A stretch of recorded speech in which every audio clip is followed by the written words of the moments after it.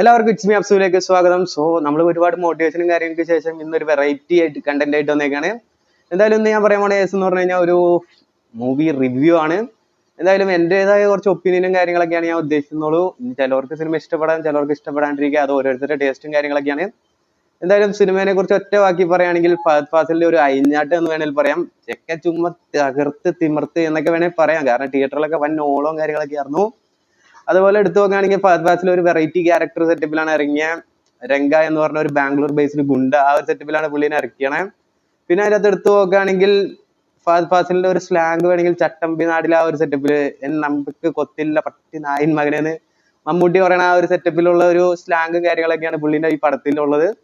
പിന്നെ ഇതിന്റെ അകത്ത് എടുത്ത് നോക്കുകയാണെങ്കിൽ ഫഹദിന്റെ ഒരു ഡയലോഗ് എന്റെ പൊന്നോ തിയേറ്റർ ഇളക്കി മറിച്ച്, അതുപോലെ തന്നെ സോഷ്യൽ മീഡിയയിലൊക്കെ നല്ല രീതിക്ക് കത്തിക്കേറിണ്ടിരിക്കുകയാണ്. ഡാ മോനെ, അതൊക്കെ കേൾക്കുമ്പോൾ തിയേറ്ററിലുള്ള ഓളവും കാര്യങ്ങളും.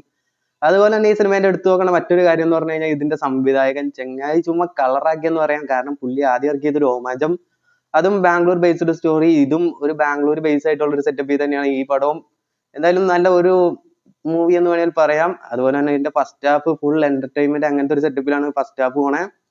എന്തോന്നാ, ആദ്യം മൂന്ന് പിള്ളേര് ബാംഗ്ലൂരിൽ വന്ന് പഠിക്കുന്നു, അവിടുന്ന് നേരെ ഒരു കോളേജിൽ ചെന്നിരുന്നു, അവിടെ സീനിയേഴ്സ് ഇവരെ റാഗ് ചെയ്യുന്നു, അങ്ങനെ ഇവരെ പിടിച്ച് പഞ്ഞിക്കിടുന്നു. അവസാനം ഇവരോട് പ്രതികാരം തീർക്കാൻ വേണ്ടി ഇവര് ലോക്കൽ സപ്പോർട്ട് പിടിക്കാൻ ഒരു ഗുണ്ടേന്റെ അടുത്ത് പോകുന്നു.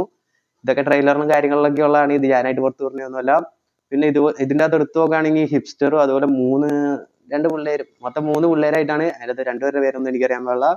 എന്തായാലും അവന്മാരൊക്കെ നല്ല രീതിക്ക് തന്നെ റോളും കാര്യങ്ങളൊക്കെ ചെയ്തിട്ടുണ്ട്. സെക്കൻഡ് ഹാഫിന്റെ കേസ് എടുത്ത് നോക്കി കഴിഞ്ഞാൽ കുറച്ച് ലാഗും കാര്യങ്ങളൊക്കെ ആയിട്ട് ഫീൽ ചെയ്തെങ്കിലും അവസാനത്തെ ആ ക്ലൈമാക്സിൽ 20 മിനിറ്റ് എന്റെ പൊന്നേങ്ങാതി തിയേറ്ററൊക്കെ ഇളക്കി മറിച്ചു എന്ന് വേണമെങ്കിൽ പറയാം. കാരണം മഞ്ഞ ചിരിയും അതുപോലെ തന്നെ വൻ ഓളവും കാര്യങ്ങളൊക്കെ ആയിട്ട് തിയേറ്റർ അങ്ങ് നിന്ന് കത്തി എന്ന് വേണമെങ്കിൽ പറയാം. അജ്ജാതി അഭിനയവും കാര്യങ്ങളൊക്കെ ആയിരുന്നു ഫഹദിന്റെ.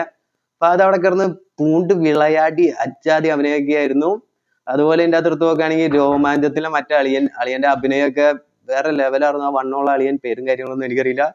പുള്ളിയൊക്കെ നല്ല കോമഡി കാര്യങ്ങളും കോമഡി തഗ്ഗും കാര്യങ്ങളൊക്കെ ഇറക്കി വൻ വിഷയാക്കി. പുള്ളിയൊക്കെ വേറെ ലെവലായി ഈ സിനിമയില്. അതുപോലെ തന്നെ ഇതിന്റെ അത് മ്യൂസിക് സുഷിൻ എന്റെ പൊന്നോ, തിയേറ്ററിലൊക്കെ വൻ ഓളവും കാര്യങ്ങളൊക്കെ ഉണ്ടാക്കി എന്ന് വേണ്ടി പറയാം. നല്ല രസമുണ്ടായി പാട്ടും കാര്യങ്ങളൊക്കെ കേൾക്കാൻ വേണ്ടി. അതുപോലെ തന്നെ ഒരു ഫോൾട്ട് എനിക്ക് തോന്നിയത്, പടം തീരുന്ന അവസാനത്തിൽ കൊണ്ടുവന്ന ആ ഇലിമിനേറ്ററി എന്ന് പറഞ്ഞ പാട്ട് കൊണ്ടുവന്നിട്ടു. അതുപോലെ ഇടയില സെക്കൻഡ് ഹാഫിന് മുമ്പ് ഏതെങ്കിലും ഇവിടെ ഇറങ്ങി കുറച്ചുകൂടി നല്ല രസമുണ്ടായി. ആ പാട്ടൊക്കെ നല്ല വൈബും കാര്യങ്ങളൊക്കെ ഉണ്ടാക്കി. അപ്പൊ ഇതിനെ കുറിച്ച് പറയാനാണെങ്കിൽ ഇത്രേ ഉള്ളൂ. പടം ഞാൻ നോക്കിയിട്ട് എനിക്ക് നല്ല രീതിക്ക് ഇഷ്ടപ്പെട്ടു. നിങ്ങൾക്ക് എങ്ങനെയാന്ന് നിങ്ങൾ പോയി കണ്ടിട്ട് അഭിപ്രായം പറയാം. അപ്പൊ ഇന്നത്തെ വീഡിയോ ഇത്രേ ഉള്ളൂ. ഇഷ്ടപ്പെട്ടാൽ ലൈക്ക് ചെയ്യുക, ഷെയർ ചെയ്യുക, സബ്സ്ക്രൈബ് ചെയ്യുക. അപ്പൊ ഇങ്ങനത്തെ എന്തെങ്കിലും കാണുന്ന മൂവി ഉണ്ടെങ്കിൽ അതിന്റെ റിവ്യൂ കാര്യങ്ങളൊക്കെ ഇടാം. അല്ലാണ്ട് ഫുൾ ടൈം മൂവിക്ക് പോയി റിവ്യൂ ഇട്ട് കഴിഞ്ഞാൽ ഞാൻ അവസാനം പാപ്പരാവും. അപ്പൊ എന്തായാലും എല്ലാവർക്കും ബൈ.